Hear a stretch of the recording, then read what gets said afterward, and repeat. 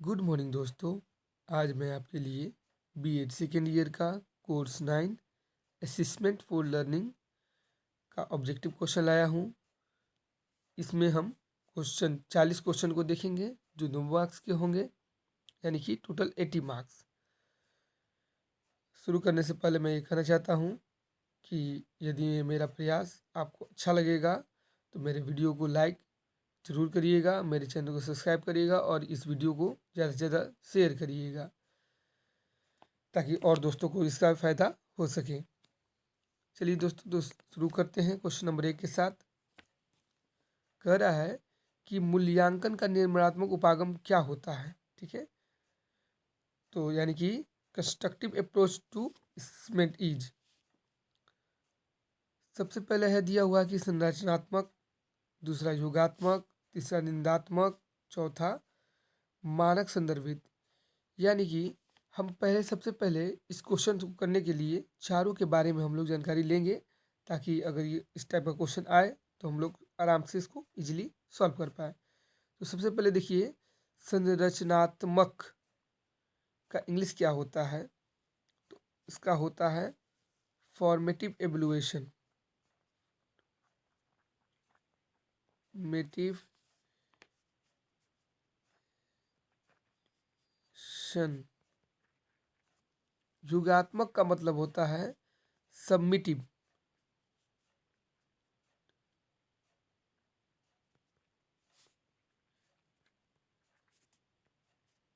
Evaluation. ठीक है, इसके बाद है निंदात्मक मूल्यांकन। निंदात्मक मूल्यांकन से मतलब यहाँ पे डायग्नोस्टिक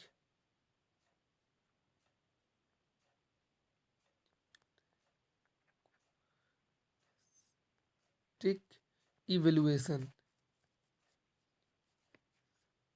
ठीक है, कौन सा मूल्यांकन कर रहे हैं? डायग्नोस्टिक इवेल्युएशन कर रहे हैं। ठीक है, इसके बाद है मानव संदर्भित। मानक संदर्भित यानी कि नॉर्म रेफरेंड।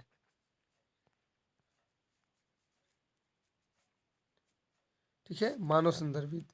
ठीक है, अब देखिए सबके बारे में मैं बारी बारी बता दूं। पहला फॉर्मेटिव असिस्मेंट के बारे में देख लीजिए। फॉर्मेटिव असिस्मेंट क्या बताता है आपको? फॉर्मेटिव असिस्मेंट ये बताता है जब कोई शैक्षणिक योजना अपनी प्रारंभिक अवस्था में हो। कौन सी अवस्था में हो? योजना अपनी प्रारंभिक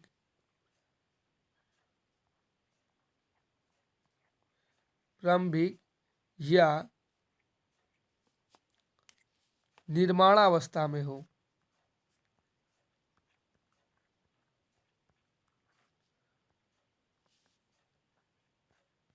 ठीक है, प्रारंभिक अवस्था में हो या निर्माणावस्था में हो, साथ ही साथ उसके मूल्यांकन में सुधार किया जा सके। उसके मूल्यांकन में क्या किया जा सके? सुधार किया जा सके। प्रारंभिक अवस्था में हो, निर्माणात्मक अवस्था में हो और सुधार किया जा सके, तो ऐसे मूल्यांकन को संरचनात्मक मूल्यांकन यानी फॉर्मेटिव एवल्यूएशन कहते हैं। फॉर्मेटिव एवल्यूएशन कहते हैं। ठीक है, क्लियर हो गया। अब आगे बढ़ते हैं। योगात्मक मूल्यांकन यानी कि सबमिटिव एवल्यूएशन। सबमिटिव एवल्यूएशन उसे कहेंगे जिसमें अंतिम रूप, जिसमें शैक्षिक क्रियाओं को कौन रूप दिया जाए? अंतिम रूप दिया जाए। अंतिम रूप दिया जाए और वांछनीय ज्ञात करने के लिए मूल्यांकन को योगात्मक किया जाए। योगात्मक किया जाए यानी कि योगात्मक किया जाए, इसमें योगात्मक किया जाए। योगात्मक का मतलब यहाँ पे जैसे कि आपको शिक्षक 4-5 बुक है, उसमें से पढ़कर बेस्ट बुक को आपको कहते हैं कि ये बुक ले लीजिए, ये बुक सबसे बेस्ट है। ठीक ना, 4-5 बुक को रेफरेंस किया आपने कि सर कौन सा बुक बेटर है, तो ये बुक बेटर है, तो इसको उनको छाट कर ये बता दिया कि ये बुक सबसे बेटर है। तो इसमें एक योगात्मक प्रक्रिया की, इन योगों में से एक बेस्ट को बताया गया। तो ऐसे मूल्यांकन योगात्मक मूल्यांकन के अंतर्गत आता है। ठीक है, इसके बाद है नेक्स्ट डायग्नोस्टिक एवल्यूएशन।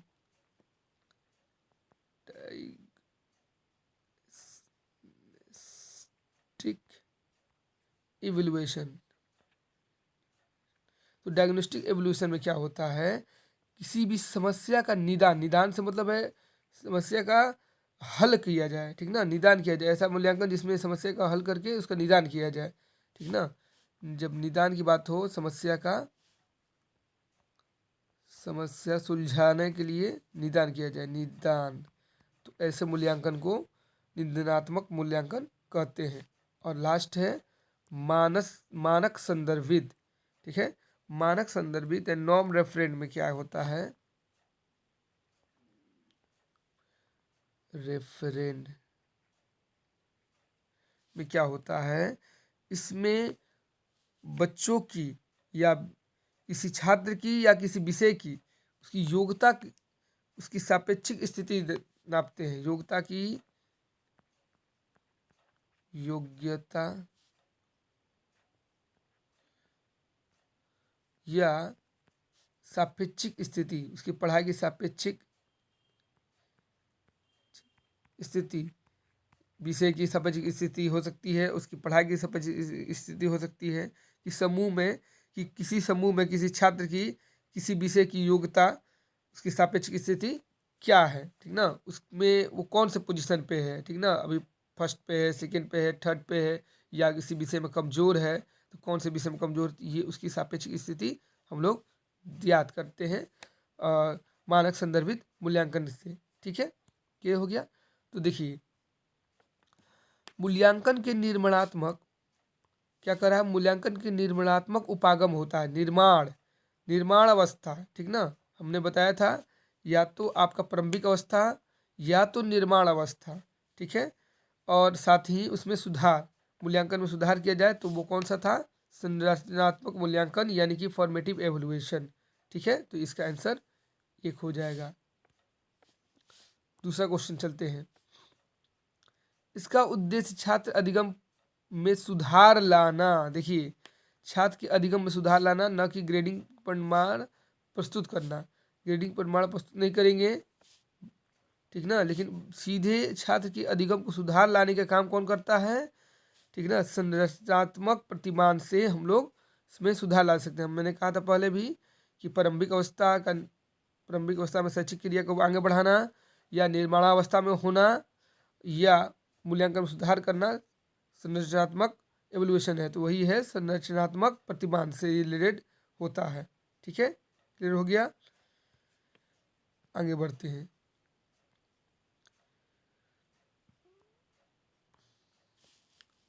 इनमें से क्या आकलन का मूलभूत उद्देश्य है, आकलन का मूलभूत उद्देश्य क्या होता है, देखिए तो आकलन का मूलभूत उद्देश्य जानने के लिए आपको 3 बेसिक चीज़ों को जानना होगा। आपको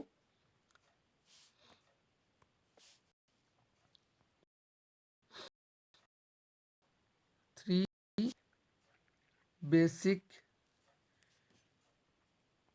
पर्पस ऑफ असेसमेंट,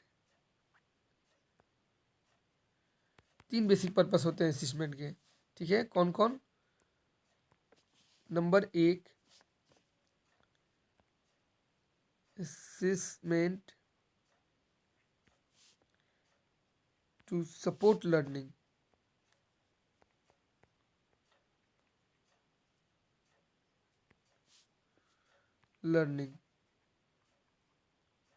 ठीक है।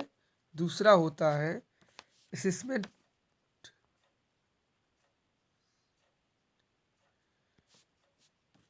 फॉर अकाउंटेबिलिटी,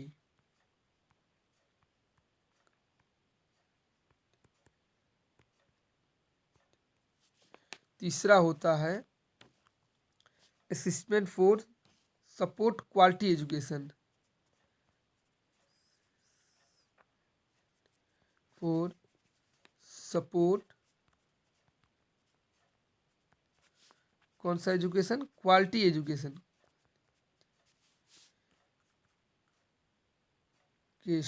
ठीक है। तो असेसमेंट टू सपोर्ट लर्निंग को सहायता करना, यानी कि अधिगम को सहारा देना, ठीक ना, ये काम है असेसमेंट का।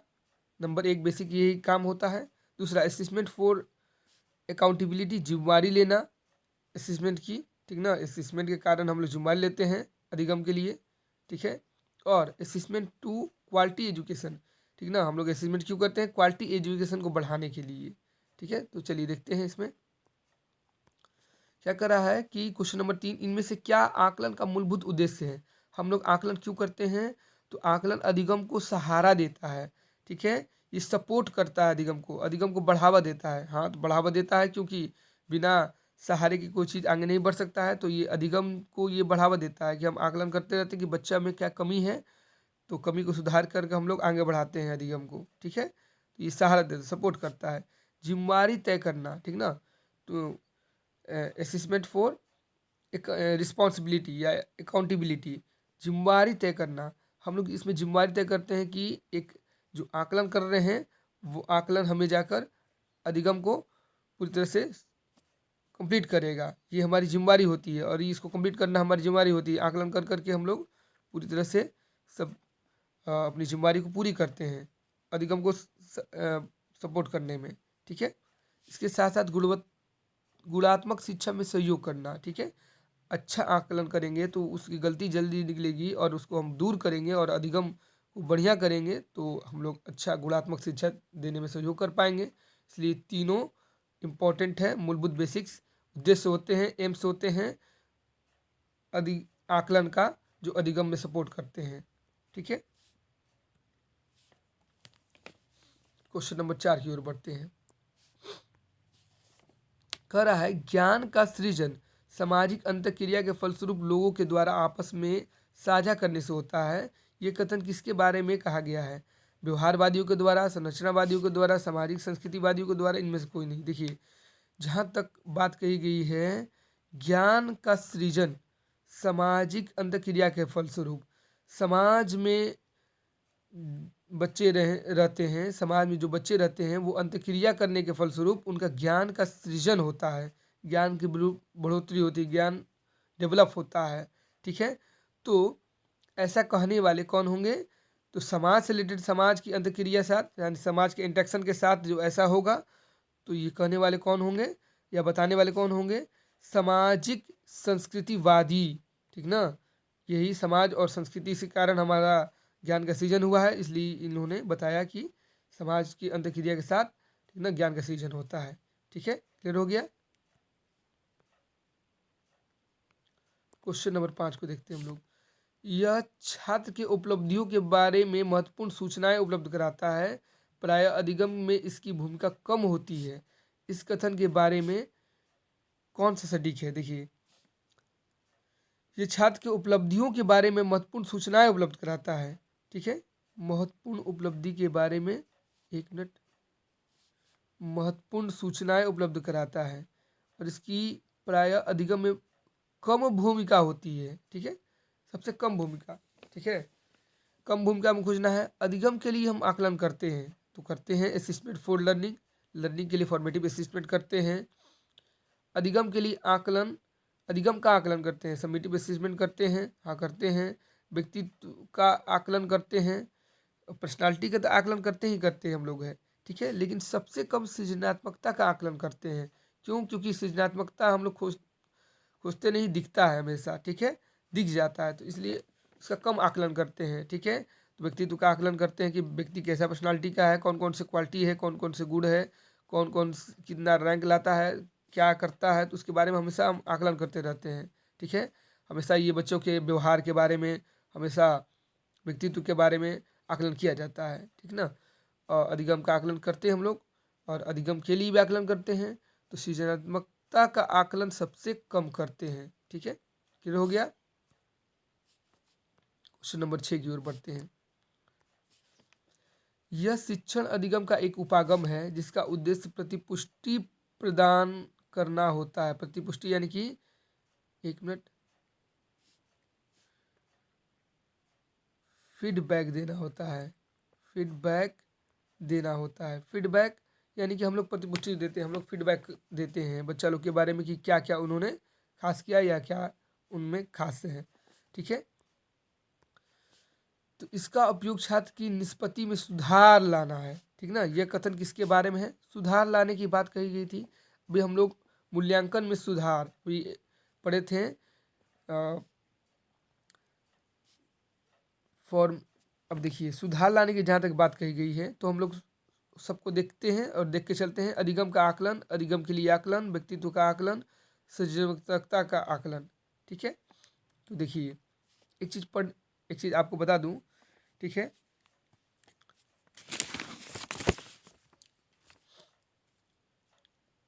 क्लासरूम में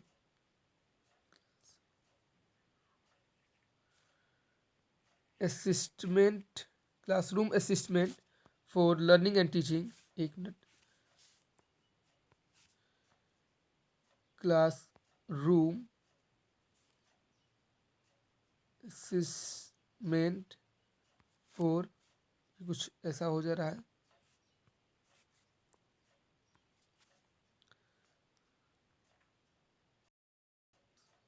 room असिस्टमेंट for learning and teaching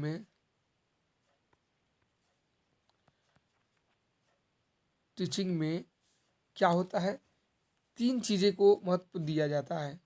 कैसे कैसे? नंबर 1 देखिए, नंबर 1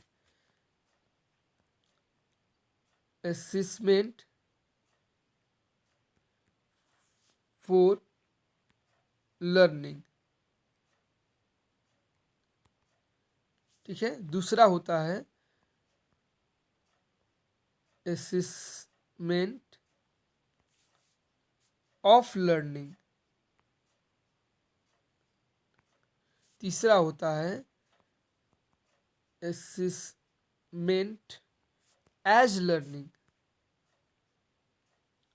3 चीज़ों का प्रयोग किया जाता है क्लासरूम में आकलन करने के लिए। असेसमेंट फॉर लर्निंग, अधिगम के लिए आकलन, असेसमेंट ऑफ लर्निंग, अधिगम का आकलन, और तीसरा होता है असेसमेंट एज लर्निंग,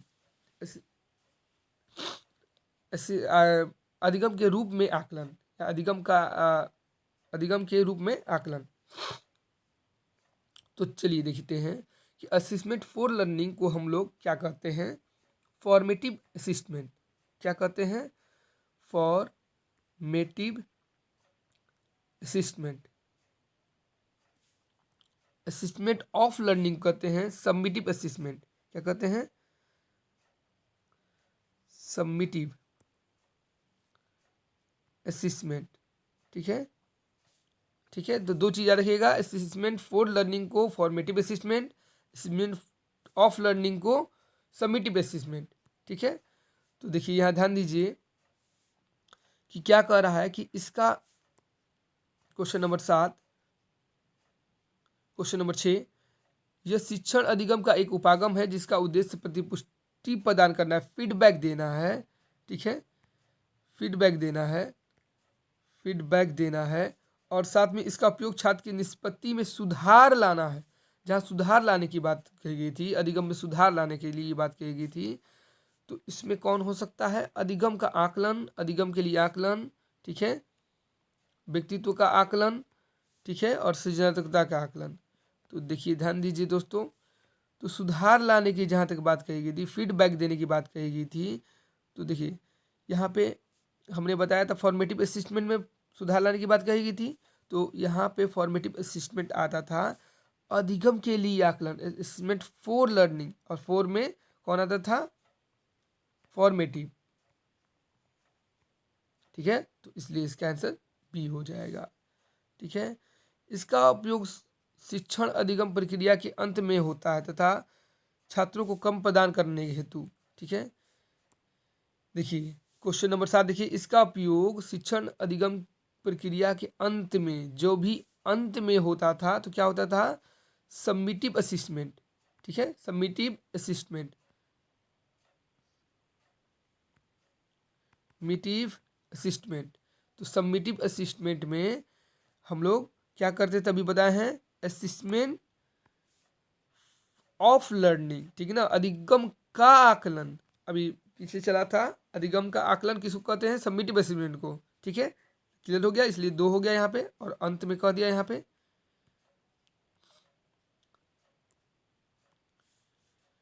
यह शिक्षण अधिगम प्रक्रिया का जुड़ा हुआ मूल्यांकन है जो साथ साथ चलता रहता है।